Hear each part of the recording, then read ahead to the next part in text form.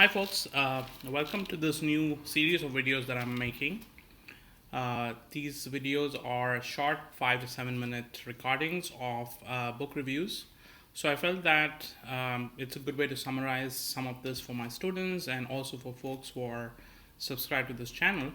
So you can get a quick peek into what I'm reading right now, maybe books you're interested in, or perhaps something you could use in your own work or research. So the book for today, which I'm reading, is called Divide. It's written by a journalist called Taibbi, and looks like it has won, claims to be a New York Times bestseller. So basically, the subtitle is American Justice in the Age of Wealth Gap. So it is, as the subtitle suggests, a critical and close look at how wealth and access to money and resources can help you get away with pretty much anything. And one of the striking things about this book is, even though I had read quite a bit about the recession of 2008 and the whole mortgage crisis, I learned a lot. I learned quite a bit about how the big banks, Lehman Brothers, others, Bank of America, HSBC, came out pretty unscathed, and no one went to jail. I think that's one of the premises of this book, is that our whole justice system in the U.S. has become so problematic that big banks and financial institutions and hedge funds can have gotten away with a lot and continue to get away with a lot.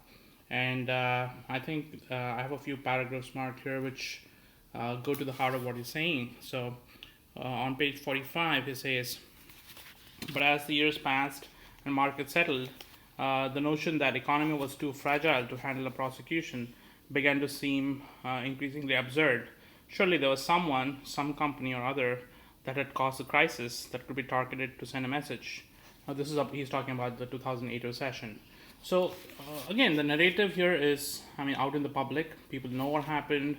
I won't get into too many details, but pretty much the banks that caused the recession, the folks that are involved in creating the subprime mortgages, the Lehman Brothers of the world, the Bank of Americas of the world, pretty much did not pay a price from a legal standpoint, even though there was evidence, there was clear motives that could be established for defrauding people in many cases, creating false accounts in other cases. None of these people were prosecuted, and they pretty much, at the most, got very little sentences. And his thesis, again written from a journalistic perspective, is that they got away with a lot because the people in power, the federal prosecutors, felt these banks were too big to fail. So that was the notion that started off, he claims, with Eric Holder's memo written way back in the early 90s when he was the assistant attorney general. So going back to those days, one can see the genesis of this problem, which again sort of persists even today in the US, of being too big to fail. That if the assumption is that if a bank is too big to fail, it might cause a shock in the economy, it might take down hundreds and thousands of jobs, and that's something we can't afford, right? Whereas it's easy to catch a little thief on the corner of the street and lock him up or her up and sort of squeeze them out for as much money as you can get. So that's easily prosecutable crimes, is something that the police does, he claims. Now, on page 78, talking about frisk and stop, policy that has become quite controversial in New York post 9/11, and also there's been a lot of research on this, a lot of writing, critical writing on why this has happened and continues to happen in some parts of the U.S.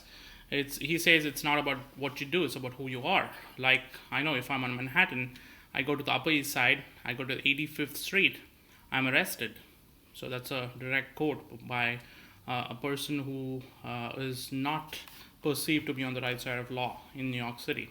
So this book is replete with anecdotes. He does a very good job of following individuals, both to where they live and their homes, and also to the courtroom. So he does a pretty thorough investigative job.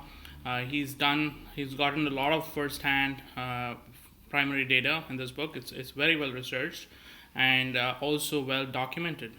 I think I really enjoyed the session on the Lehman Brothers and Barclays, which I think is again a very well documented piece of evidence in terms of how billions of dollars were moved around between companies and between people who did not have the best interest of either the investors or the general public, and also characters like Richard Fuld, people at Bank of America, and others who concocted, probably you could say, he claims it's the greatest bank robbery you never heard of. That's a term he uses, and there's a chapter of that name.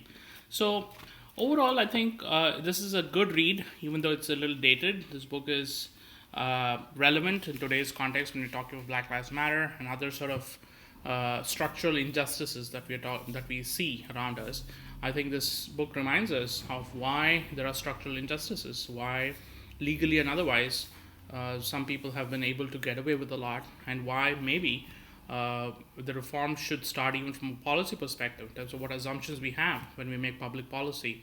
What are the underlying norms that guide who we think is a criminal and who is not? So, encourage you to pick it up, and if you have any comments, leave them with me, and I'll be happy to respond. Have a good day.